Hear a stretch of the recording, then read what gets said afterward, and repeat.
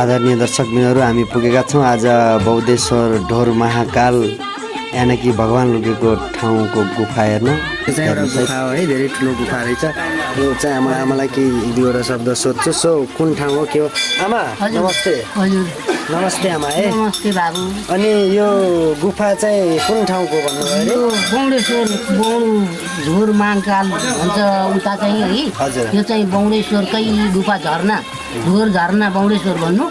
अनि आमा यहाँ यो तपाईँले यो मागेको आफूले सोचेको सबै पुग्छ भन्छन् हो आमा? के लाग्छ? पुग्छ त भन्छन्, पुगेर आएका नि छन्। अब कोहीलाई त नपुग्ला पनि बाबु हो, यी आफ्नो दिन पनि अलिक गरले नि रोक्छ।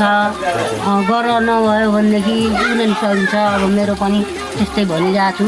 अब मेरो छोरो बाँचो, अब पुगेन भनौँ भने मेरो यो पुजारी मेरो छोरो। ए तपाईँको त्यसमा छोरा निको हुनुभयो होइन? निको भयो, मेरो वीरेन्द्र रेटाउको हाडी काटी ख। ए त्यसो उहाँले मतलब शक्ति छ है आमा यसमा? शक्ति छ बाबु, शक्ति छ। मेरो छोरो अनि आमा दिनौ यत्तिकै आउनुहुन्छ मान्छेहरू?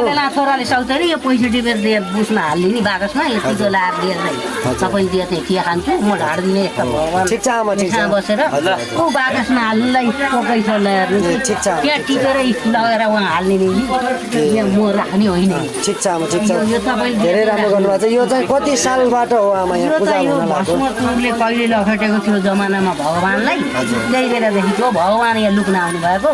भगवान यहाँ लुक्न आउनु भएको है? पार्वती माता खोज्दै आउनु भएको। ए पार्वती माता होइन? अनि कृष्णले ध्यान गरेर 16,000 गोविन्द सबै मेरै हुन् भनेर भन्नुभएको। यो 3 प्रकारको भगवान छन्।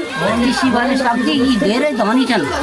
यी सबै कुरो आँटेको मना सिद्ध आफूले आँटेका पुर्याउँछन् बाबु। ल आमा हस्त चिकिन्छ, फेरि पनि आउँदै गर्छौँ है त। हुन्छ बाबु, हुन्छ। दर्शकबिनहरू हेर्दै तपाईँ पनि देख्दै हुनुहुन्छ, हेर्न सक्नुहुन्छ दर्शकबिनहरू है। हामी यो गुफामा एउटा हाम्रो आमासँग इन्टरभ्यू लिएर हामी चाहिँ यहाँबाट निस्किन लाग्दैछौँ। सो सबैजनाले हेर्नुलाई एउटा चाहिँ गुफा हो है। यहाँ चाहिँ धेरै पुरानो पौराणिक कालदेखि रहेको एउटा गुफामा चाहिँ भर्खरै हामीले आमासँग भेटेर इन्टरभ्यू लगिसकेका छौँ र अब सबैजनाले हेर्नु होला, आउनु पनि होला है यो ठाउँमा। यहाँको अब केही छिन पछाडि हाम्रो यहाँको पुजारी बाबासँग पनि हामी सानो एउटा इन्टरभ्यू लिन चाहन्छौँ बाहिर।